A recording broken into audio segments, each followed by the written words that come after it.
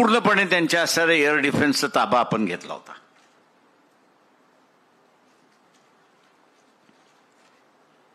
China त्याचा जो असणारा मित्र होता की ज्याचे अमेरिकेशी ट्रेड वॉर चालला होता,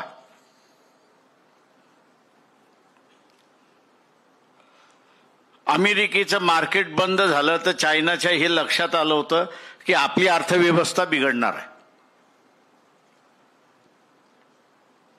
आणि मग ती अर्थव्यवस्था बिघडणारी अर्थव्यवस्था आपल्याला थांबवायची असेल तर जगामधलं दुसऱ्यात मोठं मार्केट कुठे आहे तर भारतामधलं मार्केट आहे.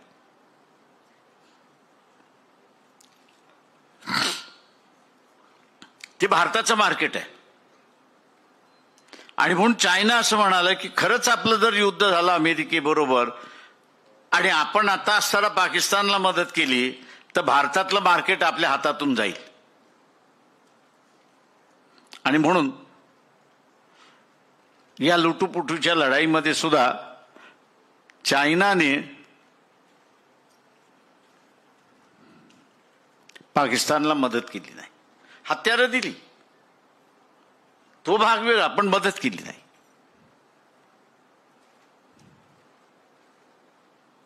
आणि अमेरिकेच्या ज्यावेळेस लक्षात आलं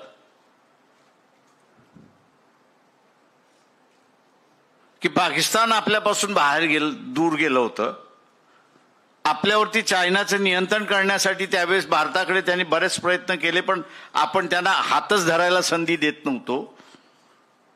त्यांना पाकिस्तान पुन्हा ताबा मिळवण्याची संधी मिळाली, अमेरिकेने तो ताबा घेतला.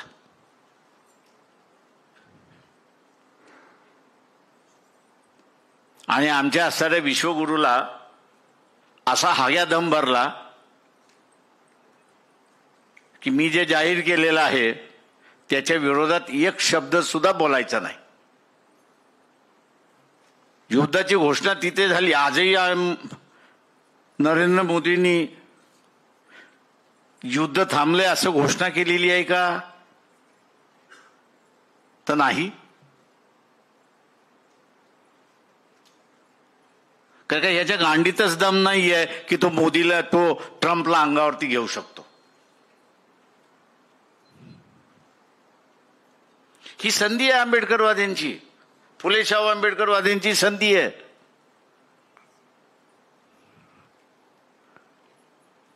प्रचार करण्याची की तुम्ही गांडुगिरीच्या राजकारणाच्या बाजूने जाणार आहात की हिंमतवाल्यांच्या राजकारणाच्या बाजूने जाणार आहात.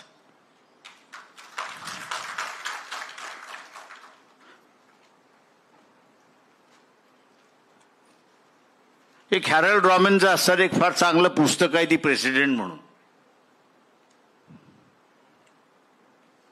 आणि ते असतं की एका व्यक्तीला प्रेसिडेंट व्हायचं असतं.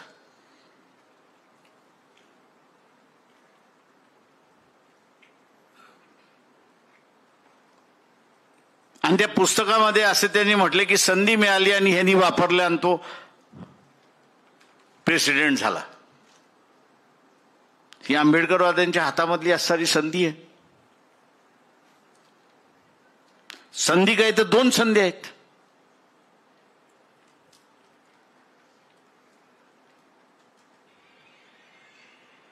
एक तर हमला करणारं सेंटर हे ते टेररिस्ट कॅम्प नाही आहे तर पाकिस्तान आहे.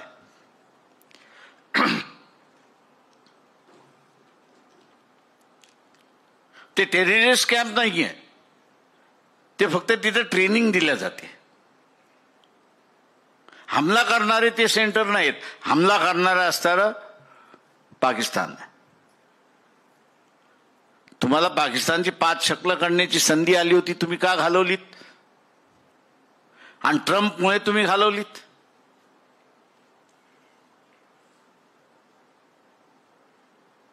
पब्लिकली तुम्हाला असणारा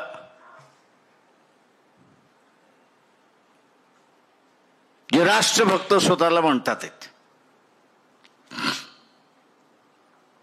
स्वतःला जे राष्ट्रभक्त बोलतात आहेत, त्यांच्या राष्ट्रभक्तीवरतीच तुम्हाला असणारा प्रश्नचिन्ह उपस्थित करण्याची संधी आली. ती संधी फुले शाहू आंबेडकरवाद्यांनी सोडली. आज आजही आपण सुरुवात केली तर आपण असणारा त्या ठिकाणी हावी होतो, अशी असणारी परिस्थिती आहे. की तुम्हाला गांडूगिरीचं राजकारण पाहिजे या मोदीसारखं, की अमेरिकेने दम दिला आणि हे केलं.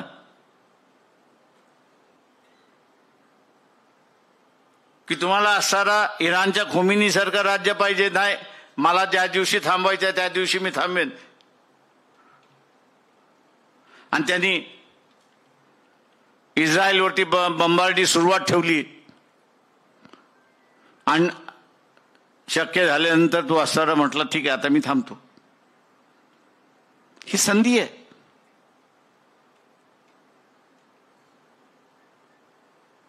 हा आंबेडकरी फुले शाहू आंबेडकरी चळवळीतला जो मौनी बाबा आहे, या मौनी बाबाची असणारी जबाबदारी आहे की त्यांनी त्याचा मौनपणा सोडला पाहिजे आणि हे प्रश्न पब्लिकली विचारायला सुरुवात केले पाहिजेत की तुम्हाला असणारा गांडूगिरीचं राजकारण पाहिजे की मर्दानगीचं राजकारण पाहिजे, हिमतीचं राजकारण पाहिजे, हे सांगा.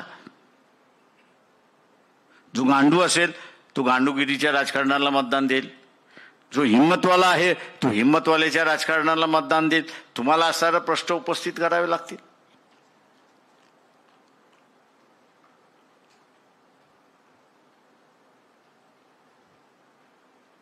संधी आली की तिचा उपयोग केला पाहिजे, हे माझं स्वतःचं तत्व आहे. तिथे माघार हटायचं नाही. जे होतील ते होतील, परिणाम होतील ते होतील, ते बघता येतील. पण ती संधीच आपण उपयोग करणार नसू ते त्याचा उपयोग काय?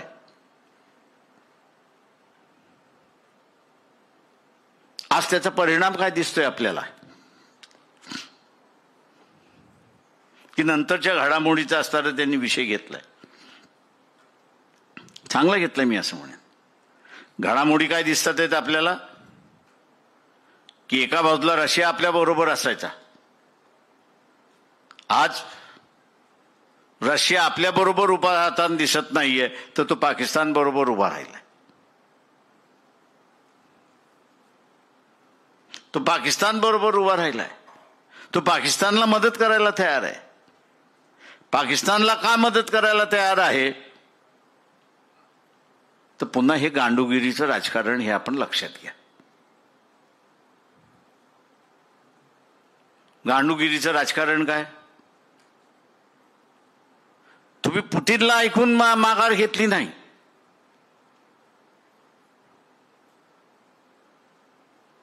रशियाचे जे राष्ट्राध्यक्ष आहेत पुतीन, त्यांना तुम्ही असं विचारून माघार घेतली नाही. तर तुम्ही ट्रम्प जो भारताच्या विरोधात आहे, की ज्यांनी मोदी ती बेइज्जती केली,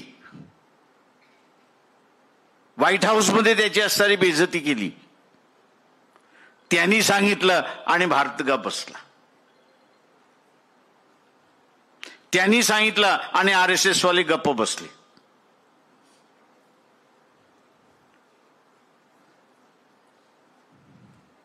तेव्हा शंका कोणाच्याही मनामध्ये येते.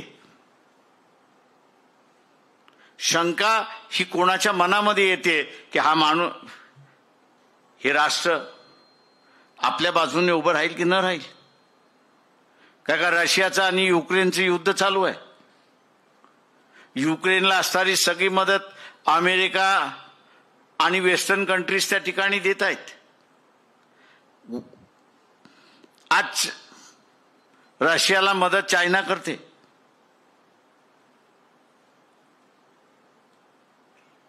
रशियाला मदत इराण करते.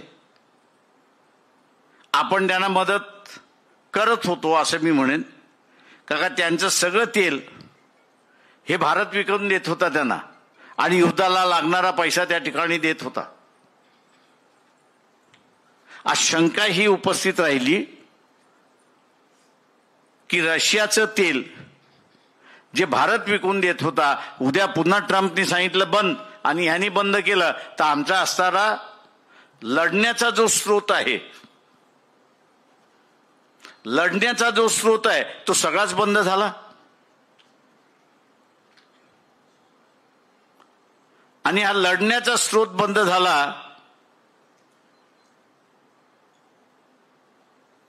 तर मग मी लढायचं कसं? आणि म्हणून चायनाने रशियाला ज्यावेळेस सांगितलं की आपण असणारं आता पाकिस्तानच्या बाजूने उभं राहिलं पाहिजे, त्यावेळेस शांतपणे न काही बोलता रशिया हे पाकिस्तानच्या बाजूने उभं राहते, अशी परिस्थिती आहे. राजकारणामधला आ बैल मुझे मार असं जे म्हणतात ते या लुटूपुटूच्या लढाईमध्ये आपण असणारा बैल उभा केला आणि तो आता आपल्या विरोधातच मारणार आहे.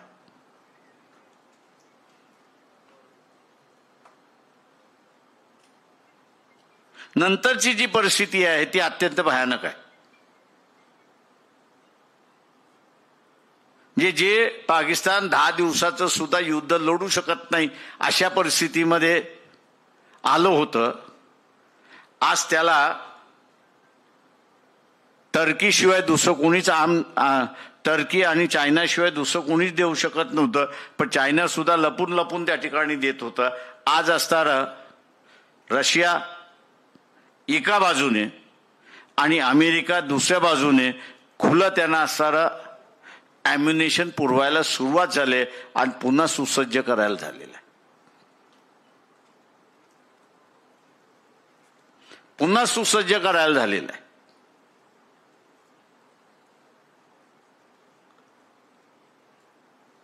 या देशामधला सगळ्यात मोठा इकॉनॉमिस्ट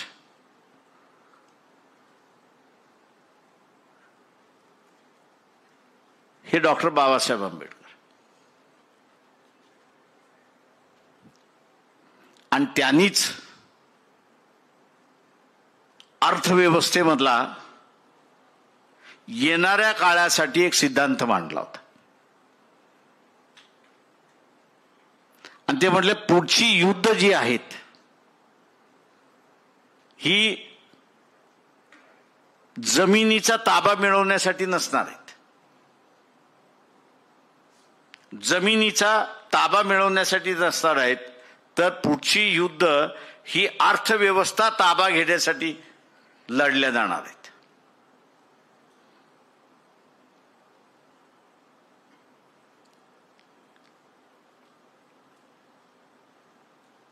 देशाची अर्थव्यवस्था आपल्या ताब्यात यावी म्हणून असणारं युद्ध होणार आहे. आणि त्या ह्याच्यामध्ये चारित्र्यहीन व्यक्ती देशाच्या खुर्चीवरती बसला असेल तर अर्थव्यवस्थेवरती ताबा मिळवणं अत्यंत सोपं आहे.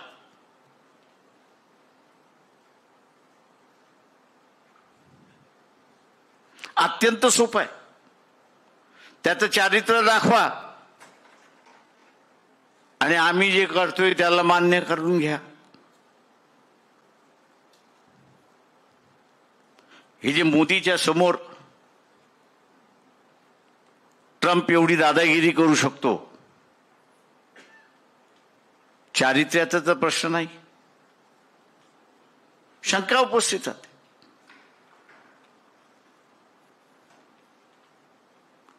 की युद्ध तुम्ही जिंकायला आलेला आहात. 71ची असणारी इंदिरा गांधीचं स्टेटस हे तुम्ही मिळवू शकता. तिने बांगलादेश निर्माण केला, संधी मिळाली तिने बांगलादेश निर्माण केला.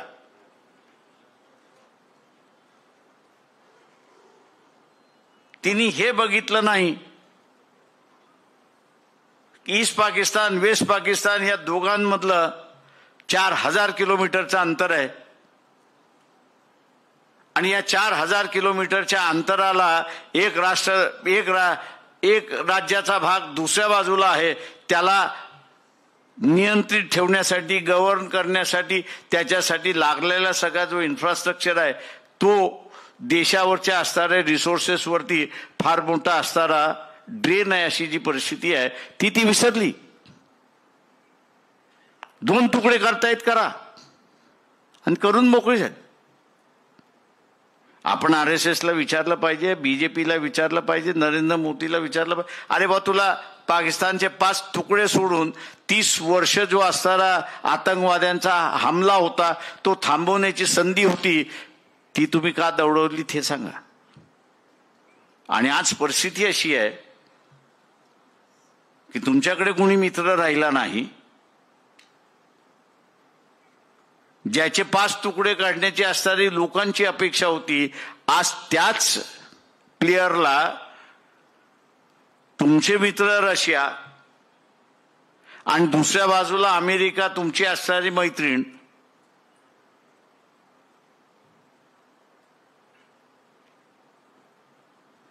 हे तुमच्या विरोधक जे पाकिस्तान आहेत त्यांना हत्यार द्यायला सुरुवात झालेली आहे, आधुनिक हत्यार.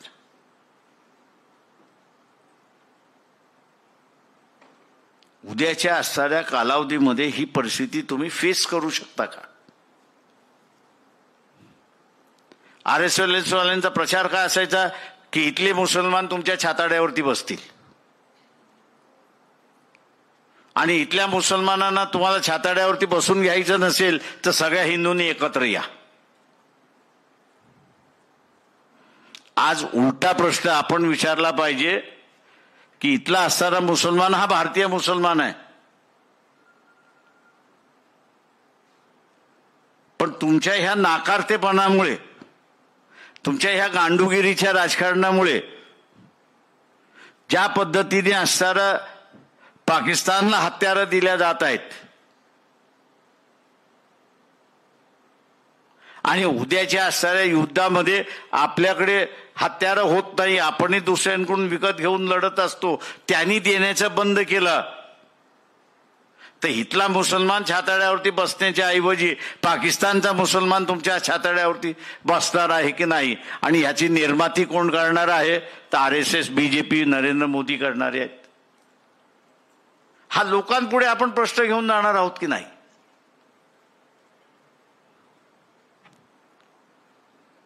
काँग्रेसवाले घेऊन जाणार नाही याची मला खात्री आहे. मी जसं म्हणालो,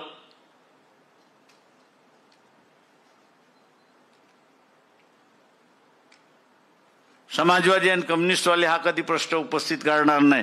फुले शाहू आंबेडकरवादीवाले काय करणार? तेही गप्प बसणार आहेत का? मुख गिळून बसणार आहेत का?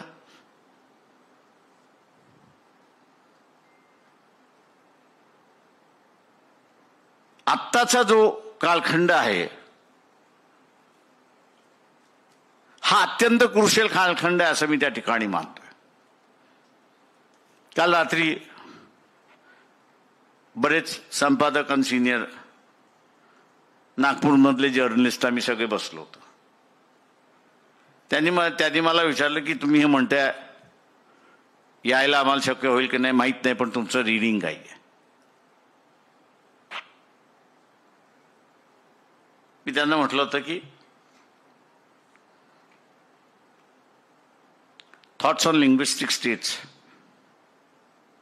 म्हणजे भाषेवरती प्रांत रचना करण्याची ज्यावेळेस वेळ आली त्या कमिशन समोर बाबासाहेब तब्येतीमुळेच गेले नाहीत,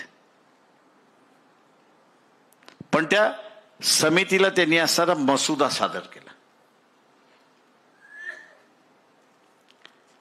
तो मसुदा सादर करताना त्यांनी असणारं त्याच्यामध्ये म्हटलं होतं की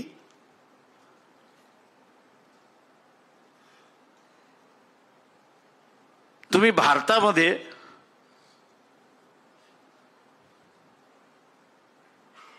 इंग्रजीमध्ये ज्याला म्हणतात नेशन विद इन नेशन,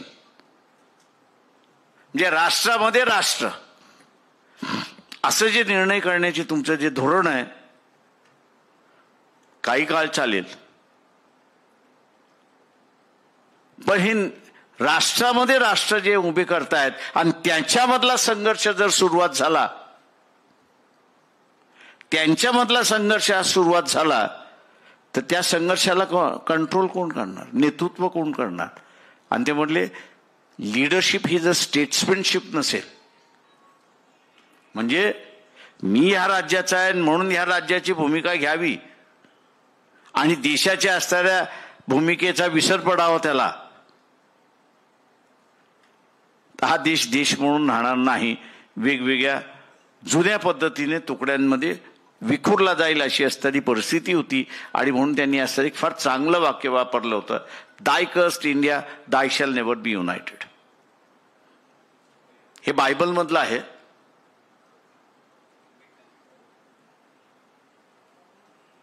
आणि त्यांनी त्याच्या पुढे लिहिलं की I wish this does not happen. म्हणजे हे अशी परिस्थिती भारतामध्ये येत नाही.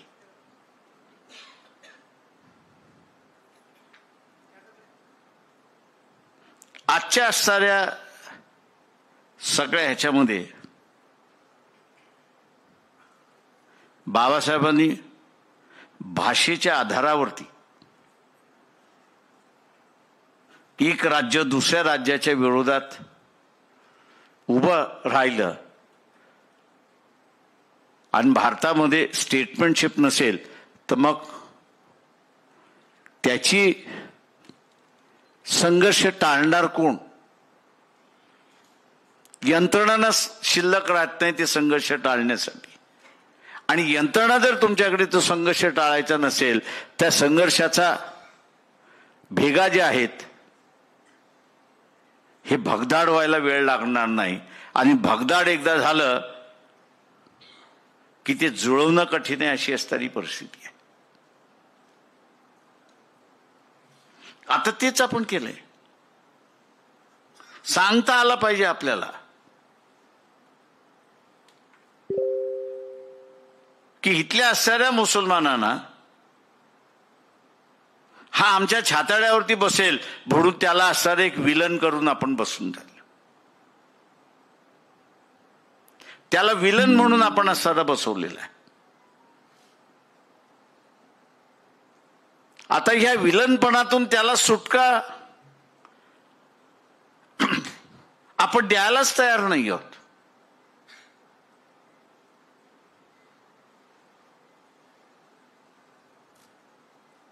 जसं पहिल्या राऊंड टेबल कॉन्फरन्समध्ये बाबासाहेब जाऊन महात्मा गांधी आणि काँग्रेस यांनी बहिष्कार टाकला होता. त्यावेळेस राजांनी असणारा, इंग्लंडच्या राजांनी असणारा बाबासाहेबांना विचारलं होतं की व्हॉट डू यू थिंक, तुम्हाला काय वाटतं? ते म्हटले 4 जण आमच्या छाताड्यावरती अगोदरच बसलेले आहेत.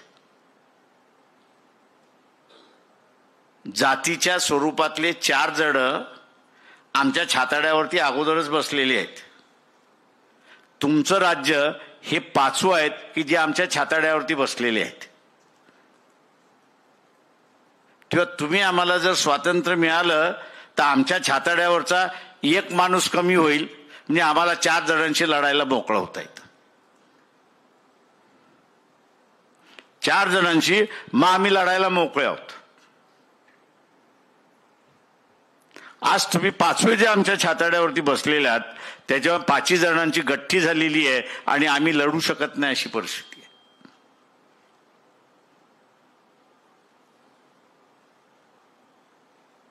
दुर्दैवाने असं म्हणेन, खुदा न खास्ता अशी परिस्थिती पुन्हा उभी राहावी आणि ती मला शक्य त्या अधिक त्या ठिकाणी दिसते. याचं कारण की जगाची अर्थव्यवस्था आपण जर पाहिली,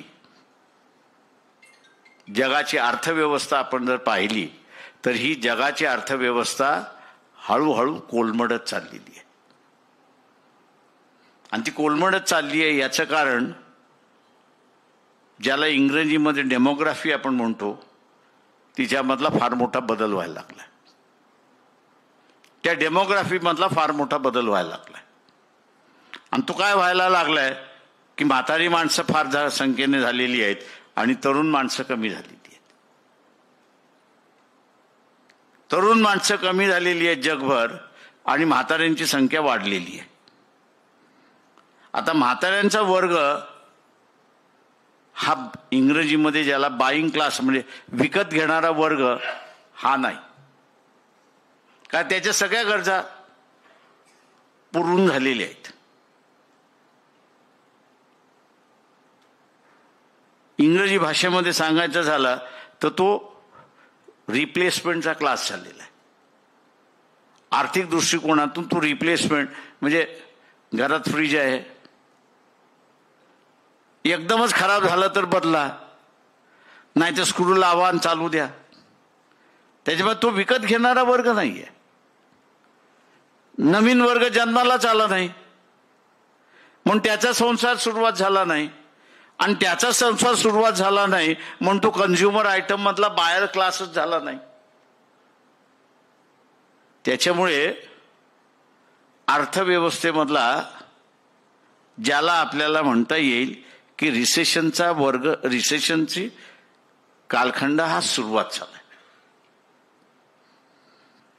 रिसेशनचा असणारा कालखंड सुरुवात झालाय, पण ती भारताची परिस्थिती नाही.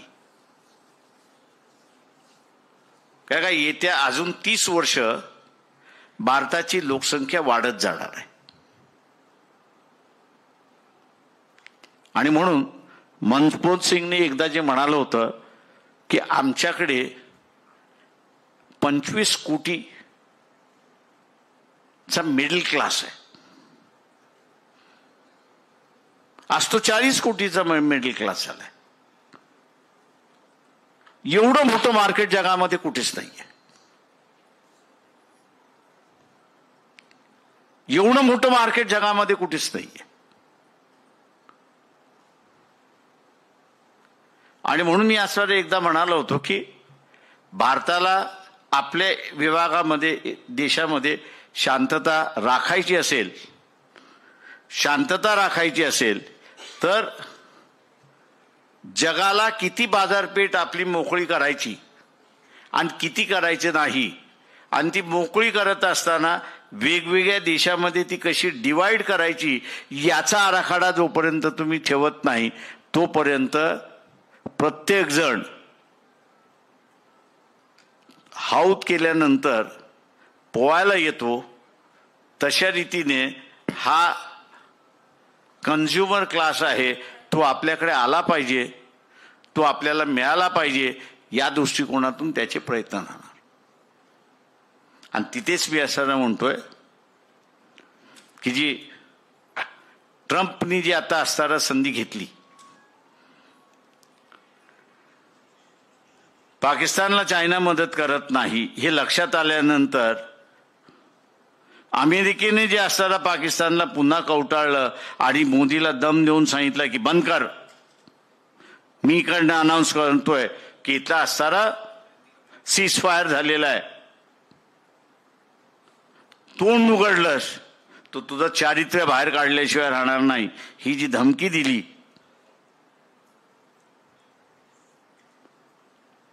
ही वर्षभराने सुद्धा येऊ शकते, 6 महिन्यांनी सुद्धा येऊ शकते, 3 महिन्यांनी सुद्धा येऊ शकते.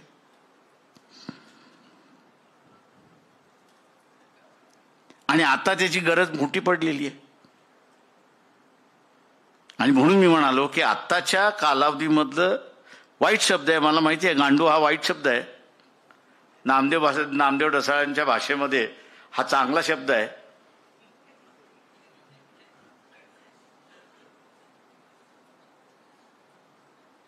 तुम्हाला ज्या शब्दामध्ये हितली व्यवस्था सामान्य माणसापर्यंत सांगता येते ते शब्द वापरायला आपण कधी घाबरता कामा नये.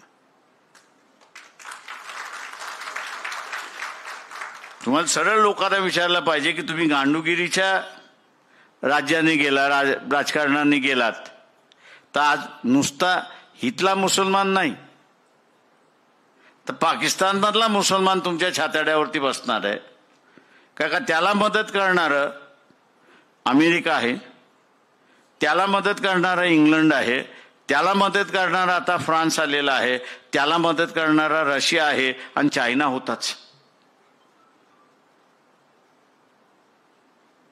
तुम्ही या सगळ्यांशी एका वेळेस लढू शकता का?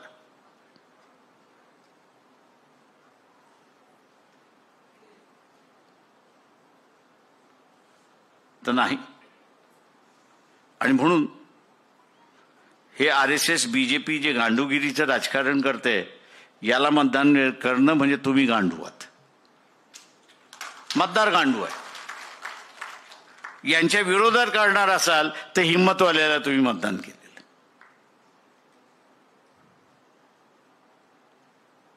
राजकारणामध्ये मी नेहमी मानत असतो, बाप तरी दाखव, तो दाखवता येत नसेल तर श्राद्ध घालून मोकळा होऊन जा. की मेलाय म्हणून असणार जर तरचं राजकारण नसतं,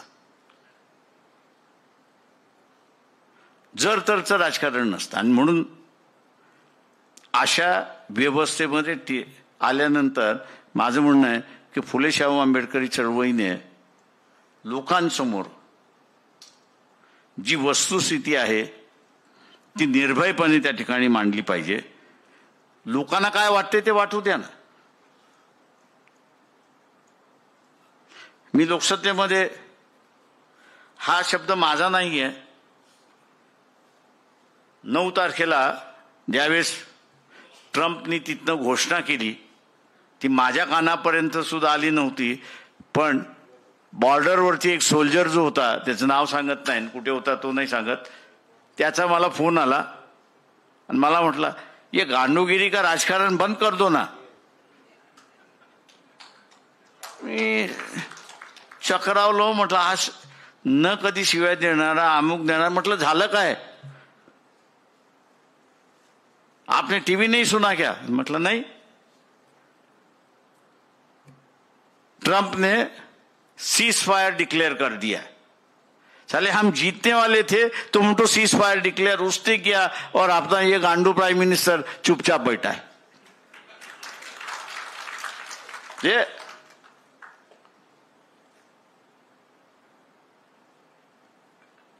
त्या आर्मीवाल्याला सुद्धा वाटत होतं साला 20 वर्षाच्या ह्या दर दिवसाच्या कटकटीमधनं मी सुटतोय आता.